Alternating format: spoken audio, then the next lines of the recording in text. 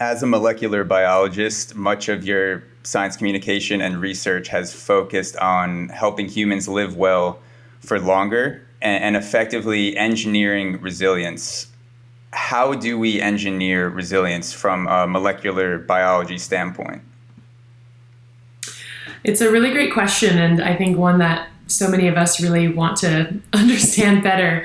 It's funny because, I've been a scientist for the vast majority of my life, and my work in that training has been trying to better understand the biology underlying well-being and how do we promote that. And what's funny in some ways is a lot of people feel that the real hardcore science around that can be at odds with a lot of the lifestyle pieces. But what I've continually learned is that so much of our lifestyle choices are really what influence our biology to allow us to have resilient living. So, when I think about engineering resilience for myself today, not, 10 or 20 or 50 or 100 years in the future, a lot of that is the basic kind of stuff that we all hear, getting a good night's sleep, exercising regularly, eating healthily, normally, not binge eating, not binge drinking, things like that. Yeah.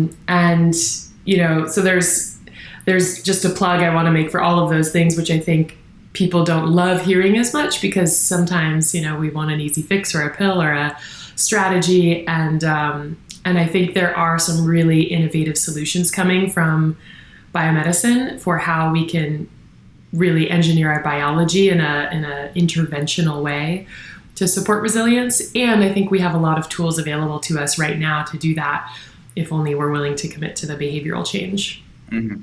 It sounds like engineering resilience from a biological standpoint is part the responsibility of the human being that's trying to make a certain change, where it's modifying certain behaviors or maybe even completely changing certain behaviors like the way you eat or smoking or exercise, things like that. And then also technology and practices developed in the lab from a scientific standpoint from people like yourself who are trying to come up with tools or procedures or just trying to find interesting things in the body. I know it's a very layman's term or layman's explanation of engineering resilience. And correct me if I'm wrong, but it sounds like it's a combination of behavior and scientific experimentation. Yeah, and I think even taking it, when you take people that are biohackers, for example, they do this kind of experimentation directly on themselves and compare. I'm not that aggressive with it. I tend to just have my lifestyle choices that I make that I know influence my physiology. I mean, there's plenty of studies that show that sleep, for example, is something that can directly affect your longevity and obviously directly affects your ability to process stress and juggle multiple tasks and be cognitively efficient and things like that. And similarly, when we engage in practices like exercise regularly, like mindfulness and meditation, always healthy diet, of course, these things do change our biology directly. And those changes can support a way of being that is more peaceful, more content, more happy.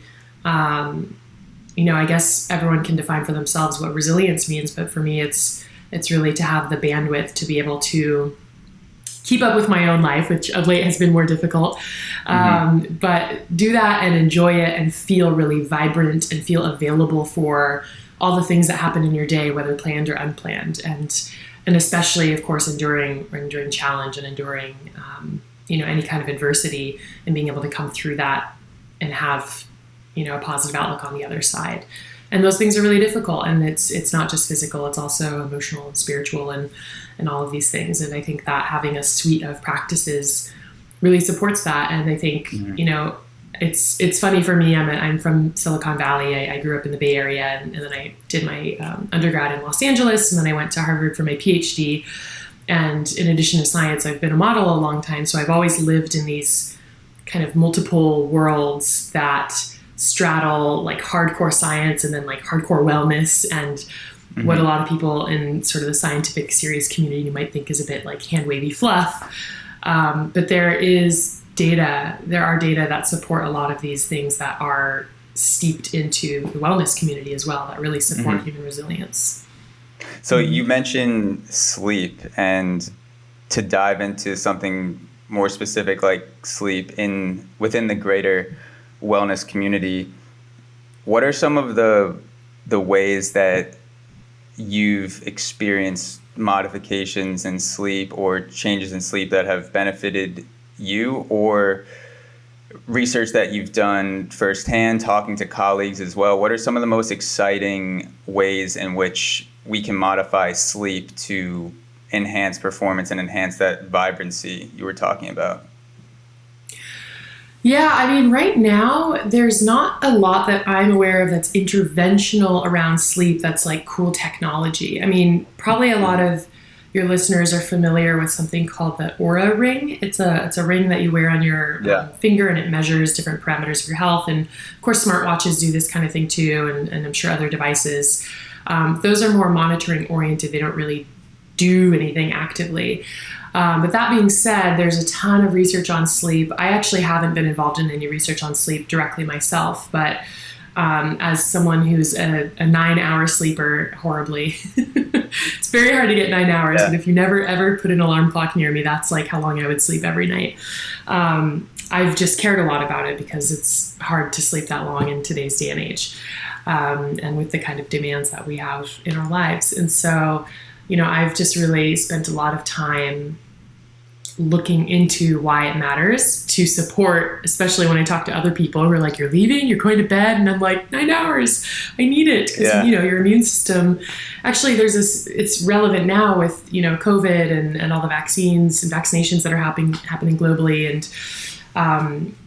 and things of that nature. When you have poor sleep for, I think it's a week leading up to a vaccination, it actually reduces the efficacy of that vaccine by something remarkable. I forget the exact number, so it's like 20 to 30% less efficacy in terms of the response that your immune system has to that vaccine, which is a real direct representation of how sleep supports strong immune function. And it's critical for our ability to physiologically be resilient to, a challenge. And in this case, this was a study done just looking at how sleep influences response to a flu vaccine in particular. It was done a while ago, maybe a decade, 5 or 10 years ago. And, so if you had two people that were about to get the flu vaccine, let's say next week or a week from today, and one of those people slept like shit, so maybe they average 5 hours a night of sleep, and they're not someone who can function well on that, and someone else got, let's say, 8 hours of sleep each night, the flu vaccine would do a better job at protecting that person from the flu who slept better? So yeah, if we extrapolate the data, I mean, it's hard to, when we look at data, we're looking at groups, right? Because every individual is different. So it's hard to ever say like this will happen for sure. But across a group, if you have, let's say, 2 groups of people that are in the experiment you described, the people that got 5 hours of sleep, on the average, will have a much less effective response. The vaccine will do a poorer job of protecting them, mostly because their bodies are doing a poorer job of protecting them because they weren't supporting their body's function. And so their body wasn't responding in the way that, we want it to provide the maximum protection from the vaccine, stimulating the immune response. And then as the flu season goes on, more of the people who were in the 5-hour group are going to get sick. And actually, if you think about it, like you can extrapolate that even further to say those of us who are sleep deprived have a weaker immune system in general, and so are more susceptible to viral illness and will have, generally speaking, a harder time getting over that. And I think, when we think back to the beginning of COVID and we just didn't really know a whole lot about any of it, that was one of the things that I talked about publicly was, we don't really understand a lot of what's going on, but what we do know is that our immune system needs to be strong, which means go to sleep, get fluids, make sure your diet is supporting, the immune function, and get your vitamin C and vitamin D and all those things that tend to support that. And if you're not in a state like that, it can be a lot easier for a virus to take advantage of an environment where the protection is low. Hey guys, thank you so much for watching. As a reminder, you can become a premium subscriber today. Watch the full uncut 2+ hour episodes of the AUXORO podcast, plus gain access to 2 bonus episodes every month at auxoro.supercast.tech. Link is also in the description. Thank you so much for supporting quality content from independent creators like myself. Cheers.